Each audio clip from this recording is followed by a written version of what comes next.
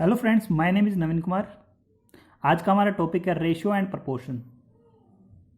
Ratio and proportion में आज हम सिर्फ रेशियो की बात करेंगे और जो इसका जो सेकंड वीडियो आएगा इसमें हम रेशियो से जुड़ी हुई कुछ और बातें और प्रपोर्शन के बारे में डिस्कस करेंगे।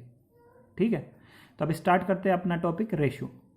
रेशियो क्या होता है? Ratio it is use to compare the things under same category. यानी कि रेशियो जो है वो चीज़ों को कंपेयर करने के काम में आता है।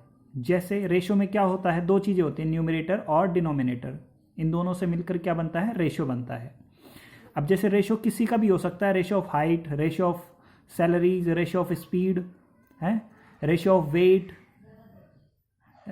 Ratio of density, ratio of velocity, ratio of volume, नहीं है।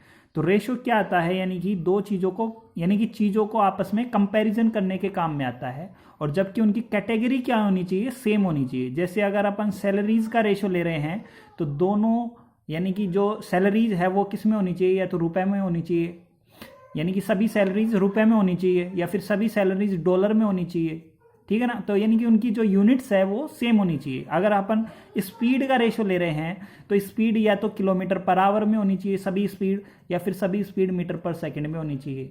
कभी भी हम यानी कि ऐसी स्पीड का रेशियो नहीं लेंगे जिसमें 1 किलोमीटर पर आवर में हो और दूसरी क्या हो? मीटर पर सेकंड में। यानी कि उनकी यूनिट क्या होनी चाहिए? सेम होनी चाहिए, यानी कि सेम कैटेगरी में होनी चाहिए, है ना। जैसे रेशियो ऑफ हाइट्स। अब जैसे मान लो दो व्यक्ति हैं ए और बी, उनकी हाइट्स है 7 मीटर, सॉरी 6 फुट, एक है 6 फीट का और एक है 5 फीट का। अगर इन दोनों के रेशियो की बात करी जाए तो यानी कि दोनों को अपन क्या कर रहे हैं? कंपैरिजन करवा रहे हैं। तो 6/5 हो गया ये, तो ये क्या आ गया इनका रेशियो? 6:5 क्या आ गया इनका रेशियो। ऐसे ही सैलरीज का रेशियो, जैसे अपने सैलरीज में क्या जाएगा? जैसे मान लो दो व्यक्ति हैं ए और बी, उनकी सैलरीज कितनी है? एक की है मान लो 30,000 और एक की है 40,000। तो इनका रेशियो क्या आएगा? इनकी सैलरीज का, इनके सैलरीज का रेशियो आएगा 30,000 डिवाइड में 40,000। ठीक है फ्रेंड्स, जैसे 30,000 और 40,000 का अब रेशियो क्या आ जाएगा? 3:4, यानी कि ये कैंसिल हो जाएगा तो 3/4 बचेगा। तो यही क्या हो गया? रेशियो हो गया 3:4। तो रेशियो को अपन डिनोट करते हैं इस दो कॉलम से, है ना। इसको क्या बोलते हैं? कॉलन। रेशियो को जो डिनोट करते हैं वो इस साइन से डिनोट करते हैं, यानी कि इस साइन से। ठीक है, तो सैलरीज का रेशियो, स्पीड का रेशियो भी ऐसे निकालेंगे, यानी कि एक दूसरे को अपन कंपैरिजन करवा रहे हैं। तो कंपैरिजन का मतलब उनका रेशियो ले रहे हैं, है ना। तो यहाँ पे मैंने एक नोट डाला हुआ है, ratio is not a real value, it is just a reflection of actual value. तो यहाँ पे जो रेशियो है अपना वो एक तरीके से रियल वैल्यू नहीं है, एक्चुअल वैल्यू नहीं है, वो एक तरीके से एक्चुअल वैल्यू का रिफ्लेक्शन है। यानी कि एक तरीके से अपन कह सकते हैं कि एक्चुअल नहीं है वो, एक तरीके से कह सकते हैं अपन एक्चुअल नहीं है वो क्या है? एक तरीके से इमेजिनरी वैल्यू है, यानी कि काल्पनिक वैल्यू है। ठीक है ना, वो छोटे लेवल पे एक नकली वैल्यू है अपन कह सकते हैं। जैसे यहाँ पे दो चीज़ें हैं, राम की सैलरी है 30,000, श्याम की सैलरी है 40,000। अगर इनकी सैलरीज का रेशियो देखें अपन तो 30,000 डिवाइड में 40,000, तो इनकी सैलरीज का रेशियो कितना आ गया? 3/4, यानी कि 3:4। अगर इनकी नकली में सैलरी देखें तो एक की 3 है और दूसरे की 4 है, और लेकिन असली में देखें तो वो कितनी है? 30,000 है और दूसरे की 40,000 है। इसलिए जो रेशियो है यहाँ पे आप देख पा रहे हो, ये एक्चुअल वैल्यू नहीं है, ये एक तरीके से नकली वैल्यू है। एक्चुअल वैल्यू की नकली वैल्यू है, डुप्लीकेट वैल्यू है। ठीक है, तो यहाँ पे आपको ये बात समझ में आ गई होगी, ये नोट है, ratio is not a real value. अपन छोटे लेवल पे देख पा रहे हैं रेशियो की मदद से, है ना। बड़ी चीज़ों को अपन ने छोटा कर दिया, उनका रेशियो में कन्वर्ट कर दिया। अब we can find ratio only when values are given in same unit. हम रेशियो तभी निकाल पाएंगे अगर उन चीज़ों का जो यूनिट्स है वो सेम है। जैसे अगर अपन बात करें डिस्टेंस का रेशियो निकालना हो, क्या निकालना हो? डिस्टेंस का रेशियो निकालना हो, तो अगर अपने पास दो डिस्टेंस है, जैसे एक है 5 किलोमीटर, दूसरी है 3 मीटर, एक है 5 किलोमीटर, दूसरी है 3 मीटर। अगर इन दोनों के रेशो की बात करी जाए तो 5/3 नहीं आएगा ये। क्यों? क्योंकि ये है किलोमीटर में और ये है मीटर में। तो अपन को क्या करना पड़ेगा, इन दोनों को या तो मीटर में चेंज करना पड़ेगा या फिर दोनों को ही किलोमीटर में चेंज करना पड़ेगा। मैं क्या काम करता हूँ, इनको दोनों को ही मीटर में चेंज कर लेता हूँ। जैसे 5 किलोमीटर है तो 5 किलोमीटर में कितने मीटर हो गए, 5000 हो गए। कितने हो गए, 5000। तो अब ये जो रेशो बनेगा वो बनेगा 5000/3। जैसे एक और एग्जांपल ले लेते हैं, मनी है, ठीक है ना। तो एक है मेरे पास 100 रुपये, ठीक है, और एक है मेरे पास 25,000 पैसे, ठीक है। अब इन दोनों का रेशो लेना है मेरे को, या तो दोनों को रुपए में कन्वर्ट करूं या फिर दोनों को ही पैसे में कन्वर्ट करूं। तो इसको मैं पैसे में कन्वर्ट कर लेता हूं, तो 100 को 100 से मल्टीप्लाई करना पड़ेगा, तो 10,000 पैसे आ गए, ठीक है। और ये नीचे कितना है, 25,000 है, तो ये आ गया इनका रेशियो। अब ये कैंसिल हो जाएगा, ये कैंसिल हो जाएगा, ये और भी कैंसिल हो जाएगा, 5 से कट जाएगा, और 2:5 है ना, 2:5 इसका आंसर आ जाएगा। यानी कि जब रेशो लेना हो तो उनकी यूनिट कैसी होनी चाहिए, सेम यूनिट में वो होने चाहिए। अब चलते हैं आगे, अब पढ़ेंगे टाइप ऑफ क्वेश्चन, यानी कि रेशो में किस तरह के क्वेश्चन पूछे जाते हैं। तो अपने पास 4 टाइप बताऊंगा मैं आज आपको। तो सबसे पहला टाइप है जब, when A/B and B/C and given, ठीक है ना। A/B and B/C are given. जब 2 रेशो दे रखे हों, जैसे इसमें अपने एक एग्जांपल लिया है, A/B दे रखा है 3:4 और B/C कितना दे रखा है 5:3, यानी कि जो गिवन है। अब इसका सॉल्यूशन कर रहा हूं मैं।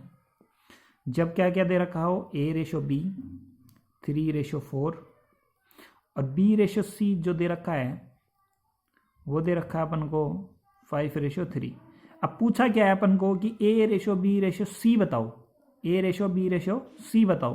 तो अपन तीनों का एक साथ कैसे निकालेंगे। अब यहाँ पे B की वैल्यू यहाँ पे 4 है और B की वैल्यू यहाँ पे क्या है 5 है, यानी कि यहाँ पे दोनों अलग अलग वैल्यू हैं। अब अगर अपन को B सेम है तो सेम ही वैल्यू होनी चाहिए, यानी कि A/B = है 3/4 और B/C = है 5/3। तो यहाँ पे B की वैल्यू सेम करनी पड़ेगी, यहाँ पे 4 है, यहाँ पे 5 है, तो दोनों को सेम कैसे कर सकते हैं, जब अपन इन दोनों का एलसीएम ले। 4 और 5 का रेशियो एलसीएम क्या आएगा, 20 आएगा। कितना आएगा, 20, यानी कि इस 4 को भी अपन को 20 बनाना पड़ेगा और इस 5 को भी अपन को 20 बनाना पड़ेगा। अब इस 4 को 20 कैसे बना सकते हैं, जब मैं इस 5 से मल्टीप्लाई करूंगा। अगर मैं इसको 5 से कर रहा हूं तो ऊपर भी 5 से ही मल्टीप्लाई करना पड़ेगा। तो अब A/B कितना हो जाएगा, 15/20 हो जाएगा। ऐसे ही अब इसको भी मेरे को 20 बनाना पड़ेगा, 4 से मल्टीप्लाई करना पड़ेगा। अब नीचे भी किससे मल्टीप्लाई करना पड़ेगा, 4 से, क्योंकि 4/4 1 आ जाएगा। यानी कि अब इसकी वैल्यू कितनी आ गई, B/C की वैल्यू कितनी आ गई, 20/12। अब यहाँ पे देखो A की वैल्यू है 15, B की वैल्यू 20, अब B की वैल्यू यहाँ पे भी 20 आ गई और C की वैल्यू आ गई 12। अब अपने पास रेशो आ गया A/B/C, लिख सकते हैं अपन। A की वैल्यू है 15, B की वैल्यू है 20 और C की वैल्यू क्या है 12, ठीक है। तो A/B/C अपन ऐसे निकाल सकते हैं। अब बात करें कि A/C कितना आया। अब A/C यहाँ से देख लेंगे, A/C 15:12 आ गया। अब 15:12 को भी अपन और काट पीट के लिख सकते हैं छोटा, जैसे A/C 15:12 है। अब ये रेशो अपन काट भी सकते हैं, यानी कि इन दोनों में किसका डिवाइड चला जाएगा, 3 से कट जाएंगे। ये 3 5 जा 15 और ये 3 4 जा 12, 5:4 आ गया, ठीक है ना। A/C कितना आ गया, 5:4 आ गया, ठीक है। आई होप आपको ये वीडियो समझ में आ रही होगी। अब आगे चलते हैं फ्रेंड्स। अब यहाँ पे दूसरा केस क्या है, दूसरा टाइप ऑफ क्वेश्चन क्या है। अगर A/B दे रखा हो और उसमें A की एक्चुअल वैल्यू दे रखी हो तो B की एक्चुअल वैल्यू पता करनी होती है। जैसे इसमें क्वेश्चन में क्या दे रखा है, A/B, यानी कि A/B दे रखा है अपन को कितना, 9/7। अब मैंने बताया था रेशो क्या होता है कि एक्चुअल वैल्यू जो हैं उनको काट पीट कर अपन उनकी छोटी वैल्यू निकाल लेते हैं, है ना। जो एक्चुअल में वैल्यू थी उनको काट पीट कर अपन ने छोटी वैल्यू निकाल ली, तो ये एक्चुअल वैल्यू हो गई और ये क्या हो गई, डुप्लीकेट वैल्यू हो गई, ठीक है ना। तो एक्चुअल वैल्यू का अनुपात और डुप्लीकेट वैल्यू का अनुपात इक्वल आना चाहिए, है ना। तो यहाँ पे ए बटे बी या ए रेशो बी है 9/7। अब यहाँ पे ए की वैल्यू तो दे रखी है, यानी कि ए की एक्चुअल वैल्यू, यानी कि actual value of A divide में क्या आएगा, एक्चुअल वैल्यू ऑफ बी। तो ऐसा अपन लिख सकते हैं, एक्चुअल वैल्यू ऑफ ए और actual value of B is equal to 9/7 आएगा। अब एक्चुअल वैल्यू किसकी दे रखी है, ए की दे रखी है, यानी कि 9/7 is equal to actual value of A दे रखी है अपन को 8100। अब एक्चुअल वैल्यू ऑफ बी निकालनी है अपन को,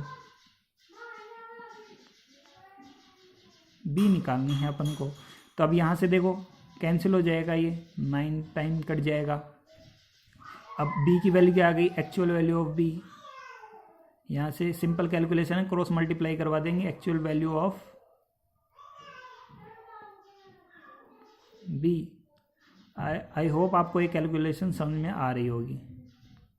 6300 आ जाएगा आंसर, ठीक है ना, 6300 रुपीज़ आ जाएगा आंसर, ठीक है। तो ए की अगर एक्चुअल वैल्यू दे रखी है तो बी की अपन एक्चुअल वैल्यू निकाल सकते हैं, यहाँ से क्रॉस मल्टीप्लाई करवा देंगे इनको, है ना। या पहले तो जो कट रहा है वो काट देंगे, क्योंकि बीच में इक्वल का साइन है, अब तीसरा केस पढ़ते हैं, कब, जब A ratio B ratio C is given and total of A B C is also given. जब टोटल दे रखा हो और उसमें से A ratio B ratio C ratio दे रखा हो, जैसे अपने पास कोई अमाउंट है 8400 क्या है, टोटल अमाउंट है 8400, अपने पास क्या है, टोटल अमाउंट है, और उसको अपन ने डिस्ट्रीब्यूट करना है ए में, बी में और सी में। इस प्रकार से करना है कि ए को जब 4 रुपये मिले तो बी को 3 रुपये मिले और सी को 5 रुपये मिले, यानी कि ये तो क्या हो गई, एक तरीके से नकली वैल्यू। पर पूछ क्या रहा है, find the share of each, यानी कि असली में उनको कितने कितने रुपए मिल रहे हैं। मैं फिर से कह रहा हूँ, जो रेशो है वो अपनी एक तरीके से नकली वैल्यू है, ठीक है। अब बात करते हैं इसको सोल्व कैसे करेंगे। अब टोटल अमाउंट अपन को दे रखा है कितना, टोटल अमाउंट है 8400 रुपीज़, और यहाँ पर रेशो दे रखा है ए रेशो बी रेशो सी दे रखा है अपन को 3:4:5, ठीक है। तो यहाँ पे करना कुछ नहीं है, आपको ए का शेयर निकालना है, ए का शेयर। तो यहाँ पे आपको करना कुछ नहीं है, इन रेशो का ऐड करना है, 3 + 4 + 5 रेशो को ऐड कर देंगे, और ऊपर क्या आएगा, यहाँ पे ए का जो रेशो दे रखा है 3 मल्टीप्लाई में टोटल अमाउंट, तो कितना आ जाएगा। अब इसको सोल्व करेंगे अपन, तो ये कितना हो जाएगा, 3 और 4 7 और 5 12 गुणा में 8400, ये कैंसिल हो गया, इससे 700 आ जाएगा ये, ठीक है। तो यहाँ से अपने पास आ गया 2100 रुपीज़। तो ए को कितने रुपए मिले, 2100 रुपीज़ मिल गए। अब ऐसे ही अपन बी का भी निकाल सकते हैं और सी का भी निकाल सकते हैं। बी का शेयर वही नीचे आएगा टोटल। अब मैं यहाँ पे सीधा टोटल लिख रहा हूँ 12, 3 + 4 + 5, हमेशा ये जो टोटल है ये नीचे आएगा, ठीक है। और ऊपर क्या आएगा, जिसका भी निकालना हो, जैसे बी का निकालना है तो यहाँ पे 4 रखा जाएगा, 4 आएगा यहाँ पे, मल्टीप्लाई में 84, वापस से वही कैंसिल हो गया, 700 यहाँ पे आ गया 2800 रुपीज़। ऐसे ही अपन सी का शेयर निकाल लेंगे, वही नीचे टोटल 12, और अब की बार सी का रेशो कितना है 5, 8400 मल्टीप्लाई कर देंगे, वापस से वही 700, और ये कितना आ जाएगा 3500 रुपये, ठीक है ना। तो यहाँ पे असली में कितने मिले इनको, इसको 2100 रुपये, इसको 2800 रुपये और इसको 3500 रुपये। और नकली की बात करी जाए तो कितने रुपए मिले, 3:4:5। नकली में कितने मिले, 3 रुपये, 4 रुपये, 5 रुपये, ठीक है। मतलब कि ये अमाउंट अपन ने इस तरह से इनको डिस्ट्रीब्यूट किया है, और इनको वापस से अपन रेशो में बदलेंगे तो 3 4 5, तो ये नकली में ऐसे और असली में ऐसे। आई होप आपको ये समझ में आ गया होगा। अब सबसे वेरी इंपॉर्टेंट क्वेश्चन पढ़ते हैं कि जब रेशो में अलजेब्रा भी लगता है, जब रेशो में अलजेब्रा भी लगे, कैसे कि एक स्कूल है, in a school ratio of boys and girls are given, ये है जो रेशो है बॉयज़ और गर्ल्स का जो रेशो है इनिशियली, है ना, शुरू में यहाँ पे बॉयज़ और गर्ल्स का रेशो क्या है 3:4, ठीक है, ये दे रखा है। फिर क्या हुआ कि बॉयज़ में कितने बढ़ गए, 200 और बॉयज़ आ गए उस स्कूल में, है ना, एडमिशन के टाइम पे 200 बॉयज़ और आ गए। तो अब क्या हुआ, गर्ल्स उतनी ही रही है ना, गर्ल्स एक भी नहीं है, 200 बॉयज़ आ गए, ठीक है। अब जो रेशो हो गया गर्ल्स और बॉयज़ का वो हो गया 4:5, 4:5। तो आपको ये बताना है कि जो इनिशियली था, ये अपना रेशो इनिशियली था, तो इनिशियल में टोटल स्टूडेंट कितने थे, यानी कि टोटल नंबर ऑफ स्टूडेंट कितने थे बॉयज़ और गर्ल्स को मिलाकर, ठीक है। तो यहाँ पे अपन को अलजेब्रा की मदद लेनी पड़ेगी। कैसे, let number of boys in school, in the school, क्या मान लेंगे अपन, जैसे यहाँ पे 3:4 है तो 3x मान लेंगे, कितना मान लेंगे 3x, और नंबर ऑफ गर्ल्स को भी मान लेंगे, कितना, number of girls in the school कितना है 4x। ये सब किसकी बात कर रहे हैं अपन, इनिशियली की बात कर रहे हैं, हाँ, इनिशियली शुरू में, ठीक है। फिर क्या आएगा, टोटल नंबर ऑफ स्टूडेंट, यहाँ से कितने आ जाएंगे, एक तरीके से टोटल नंबर ऑफ स्टूडेंट वापस से वो इनिशियली आ जाएगा, total number of student 3x + 4x यानी कि 7x, ठीक है। तो अपन को इस x की वैल्यू बाद में निकाल लेंगे अपन, है ना, जैसे जैसे क्वेश्चन बोल रहा है वैसे वैसे करेंगे। सबसे पहले number of boys in the school 3x, number of girls in the school 4x, इन दोनों का रेशो लेंगे तो वापस से वही 3:4 बन जाएगा, और दोनों को ऐड कर दिया तो टोटल नंबर ऑफ स्टूडेंट आ गए। अब क्या बोला है इसने कि 200 स्टूडेंट, ऐसे 200 नंबर ऑफ बॉयज़ बढ़ गए, है ना, कि इस 3x में 200 बॉयज़ और बढ़ गए, 3x में 200 बढ़ गए, और नीचे क्या है 4x है। और अब जो रेशो निकल कर आया इन दोनों का, ठीक है, ये बॉयज़ और ये गर्ल्स, है ना, बॉयज़ और गर्ल्स का जो रेशो निकल कर आया है वो कितना है 4:5 है, ये दे रखा है, ठीक है। आफ्टर इंक्रीज 200 बॉयज़, है ना, टू यहाँ पे लिख देंगे अपन, है ना, increased in boys, increased in boys 200 boys, कितना बढ़ा है बॉयज़ के अंदर 200 लड़के बढ़ गए। तो अब ये अब अपन इसको सोल्व कर लेंगे। तो इसको सोल्व कैसे करेंगे, वापस से वही क्रॉस मल्टीप्लाई, यानी कि 5 का इस 3x + 200 से मल्टीप्लाई, 5 का मल्टीप्लाई करवा देंगे 3x + 200 से, और इस 4 का मल्टीप्लाई करवा देंगे 4x से, तो ये आ जाएगा 16x, ये आ जाएगा, इनको मल्टीप्लाई करवाया तो 15x, और ये आ जाएगा 1000, तो यहाँ पे 16x, अब ये 15x इधर जाएगा तो माइनस के 15x = 1000, तो x की वैल्यू कितनी आ गई 1000। तो x की वैल्यू जब 1000 आ गई तो initially total number of student कितने हैं 7x माने थे अपन को।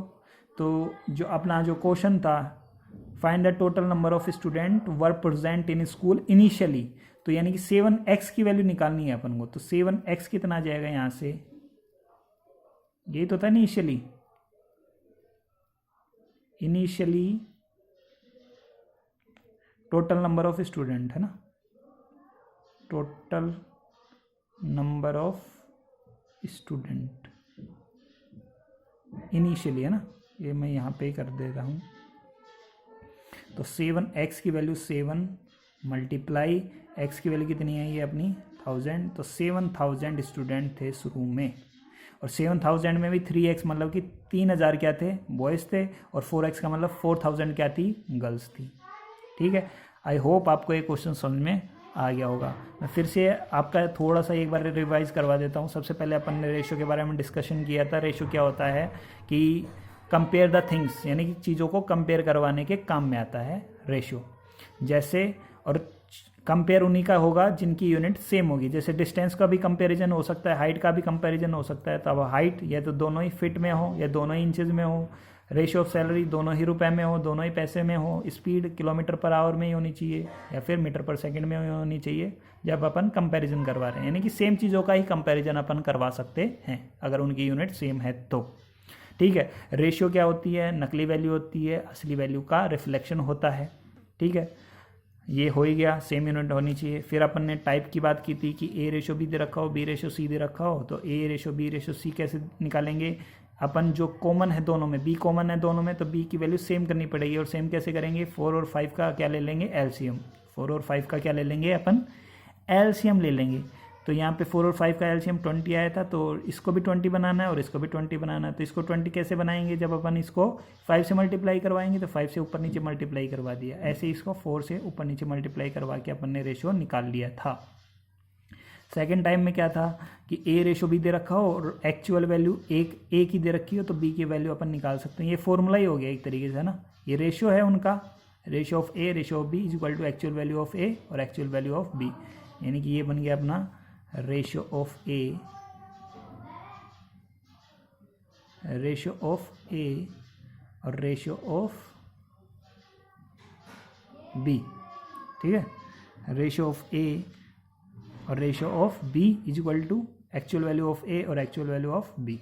ठीक है, आई होप आपको ये समझ में आ गया होगा। फिर तीसरा टाइप क्या था कि इसमें अमाउंट शेयर का था, है ना। जब टोटल अमाउंट दे रखा हो तो अपन को क्या करना है? सबसे पहले जो रेशियो आया है उनको टोटल करना है और जिसका पूछे वो रेशियो अपन को ऊपर रखना है। ठीक है, 3, 4, 5। ठीक है, ऐसे अपन ने किया था ये क्वेश्चन। आई होप आपको ये समझ में आ गई होगी। अगर आपको फिर भी कोई डाउट है तो आप कमेंट करके पूछ सकते हैं।